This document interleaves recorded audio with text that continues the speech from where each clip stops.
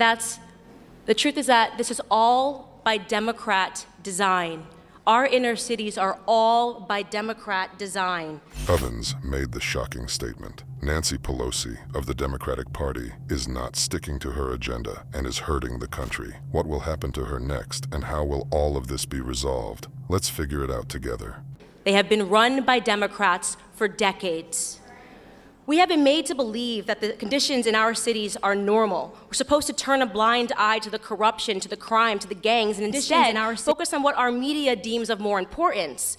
We are instead told that we should be focusing on white people. We're supposed to be reactive and angry and fearful about white supremacy, when in fact, it is liberal supremacy that is harming our communities.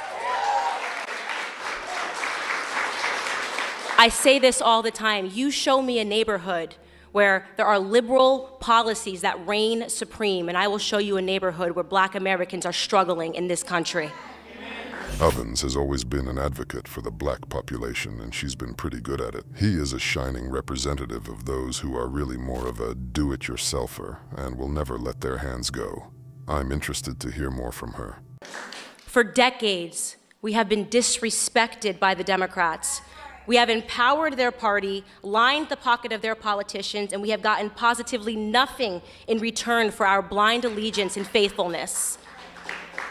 I've recently begun to immerse myself, as I told you all yesterday, in old videos and interviews of Dr. Martin Luther King Jr. And I came across an interview of him from 1964, where he was underscoring the problems that were in Black America at that time, and here's what he mentioned. I will quote: school dropouts, crime rates, illegitimacy, rioting, and other social evils, end quote. I find that list to be really interesting because he spoke that list 55 years ago. And yet today, across all of those categories, we not only have the exact same problems, but the problems have worsened. How is that possible? How is that possible in a society that has experienced so much social progress that we are seeing a decline in the Black community? It's really true. Advocates of tolerance say that Black people are oppressed in America, and that police officers commit daily atrocities out of chauvinistic motives, and that African Americans themselves are innocent.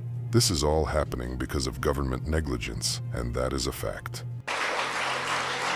The courage of that moment, the courage for a man to challenge us to look around at our communities and to just acknowledge it, to be real, to be honest with ourselves, to acknowledge the filth of our communities and our inner cities, to acknowledge the state of our broken culture, our broken school system. He forced us to stop accepting excuses.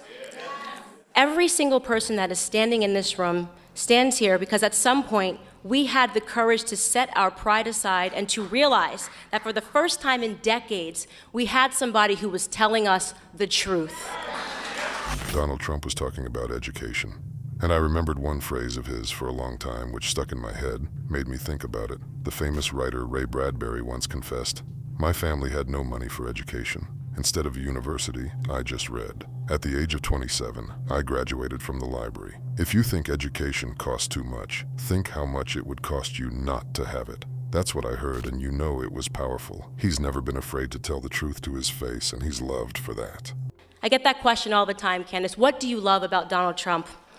What I love about Donald Trump most is his audacity. The audacity that it took to stand up and look Black America in the eye. The audacity that it takes to call out these crooked Black Democrat politicians that have received billions in aid from our government and effectively stolen it from the struggling cities that they represent. The audacity to call out Elijah Cummings. The audacity to call out Maxine Waters, who lives, by the way, in a $6 million home outside of her own district. President Donald Trump has both the spine and the audacity to save Black America.